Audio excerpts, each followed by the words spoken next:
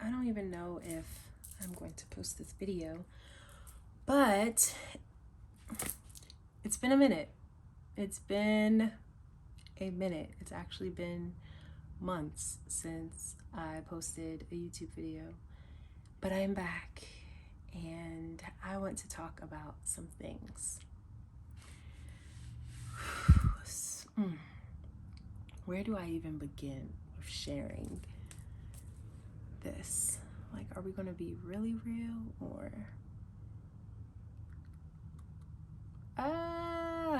Okay, we're just going to dive right in.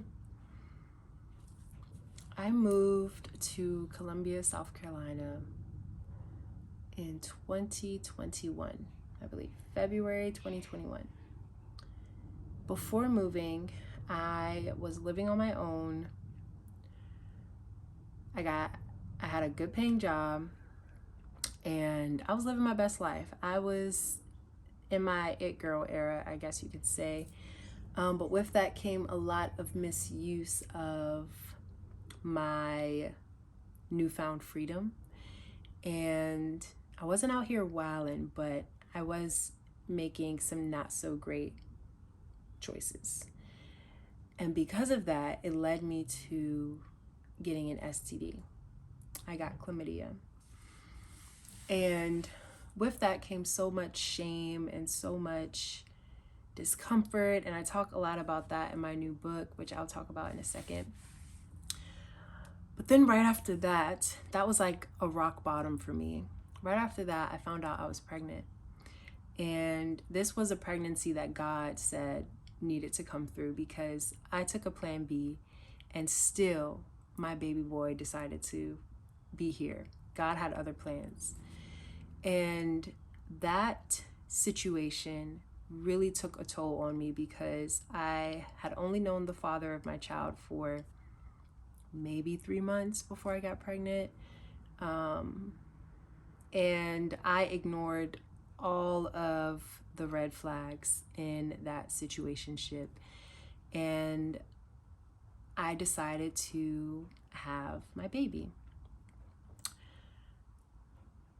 Throughout pregnancy, throughout the first 3 months of postpartum, my experience was horrible. I was often disrespected. I was often just belittled and all of the things.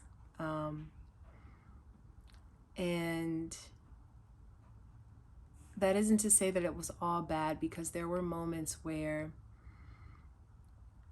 you know, me and my child's father could find common ground and we could laugh and you know, have our moments. And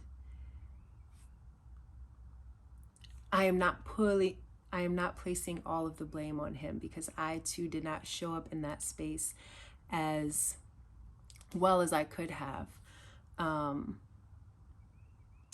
But needless to say, so much just went down, and it really had me in such a daze and depression during my postpartum months, which is probably why I really haven't been posting videos on YouTube much, because I really wasn't in a good space. Fast forward to, I guess 5 months postpartum. I wasn't working at the time because I did not want to leave my baby. I was super anxious and super nervous to leave him with anyone, and I just didn't want to go back to work. It wasn't something that I wanted to do in the first place. It was something that I felt like I had to do in order to take care of my responsibilities. So I wasn't working or anything. I was getting money from my book sales and just trying my best to just stay afloat. And I applied for rental assistance. And although the rental assistance was approved and on its way to my leasing office, they gave me a notice on the door that said we had 24 hours to leave. And of course, this was a long time coming. I got the notices, but I'm like, okay, we're getting rental assistance. Everything will be fine. I'm communicating with the office. So I'm thinking all right, everything is good. And then we got the notice on the door. So I asked for help, and we were able to raise $5,000 in order to relocate. And it has been such a freaking blessing just being able to lean into community and to see that people truly are there for you when you ask for help. Fast forward a little bit more, and I am, starting work. I start doing real estate, which I had my license for about a year, and I finally started doing real estate, and I finally got my first client. So we are moving right along, and we are finding her homes to view, and then finally we get under contract. She closes on her home. That's my first deal in real estate. How absolutely amazing. Throughout all of this, I am getting these inclinations that like God is calling me home, read my Bible, all these things. And I'm slowly like trying to tap in and find a balance within that space. But Christianity and the Bible was something that I just refused to settle into because of my upbringing, because of the things that I saw in my church home as a child, and because of just such the judgment that I felt Christians often exuded. And it was an energy and a dichotomy that I just couldn't get down with. So I'm like, I hear you, God, but there's still some stuff that I have to work out. Then one day, I'm sitting on my couch. My little boy is asleep, and I'm listening to the song by Victor Thompson, or Thomas, I think that's his name, Dependable God. And I'm closing my eyes, and I'm just like, let me just listen to this song. And as I'm listening to it, I feel the Holy Spirit come into my space like I've never felt before in my entire freaking life.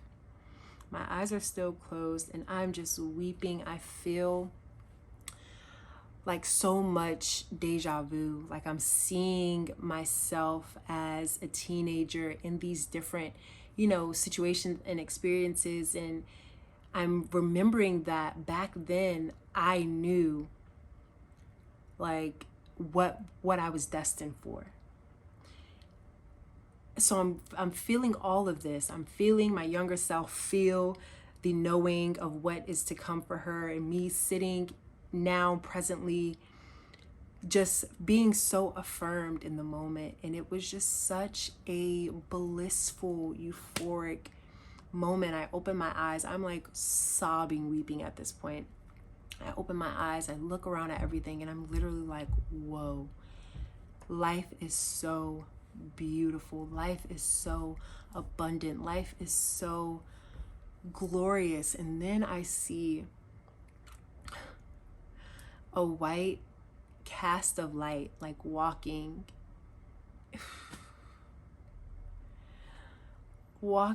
from my living room into like my bedroom space, and I just burst into freaking tears, because right then and there I knew what had just happened. God was truly calling me home, and it was so intense that I really thought that I was like delusional. I'm like, girl, are you okay? Like, really, are you okay? And I used that moment of like knowing that God sent an angel. And honestly, truly, if I'm being honest in this video, I really feel that it was the presence of Jesus in that moment. And I felt like he was just bestowing upon me just a new light to shine on this world. And it was like at that point I could no longer deny. I literally like picked up my Bible that day, and God called me to Exodus. And even now, the other day, I just had so much clarity as to why I was called to Exodus. When I was younger, I had a book, The Prince of Egypt, and with it there was a little necklace, and I loved that book and that necklace like that was like the thing that I held nearest and dearest to my little, I was probably like 8-year-old heart. And that book, that story, The Prince of Egypt, is literally about Exodus in the Bible. And how God called Jesus to Israel, or called Jesus to Egypt to help the Israelites out of their oppression, out of their slavery, enslavement.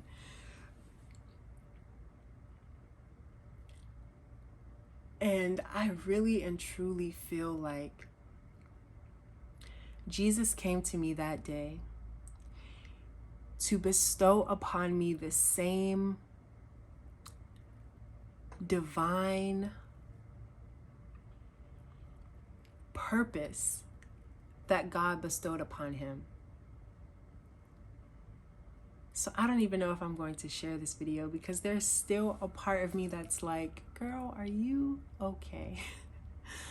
But I can no longer deny this truth and this part of my story. I feel like I know that I am destined for great things. And it's not even truly about me. It's about the purpose that God has called me and others to, because I feel like there are many other people. There are many people who have had a very similar experience with Jesus or with God or the Most High, however you define that which is of greater power. And I am trying my hardest to stay grounded in this space of knowing that this call is one that I have no choice but to answer. And I don't know what it looks like. I do know what it looks like, because God has shown me what it looks like. This is really and truly about me just honoring and accepting who I am destined to be, the destined path that is truly me. So I give great thanks and great honor to be used in this way. And like I said, I don't know if anyone will see this video, but I just want to say, don't prolong the call.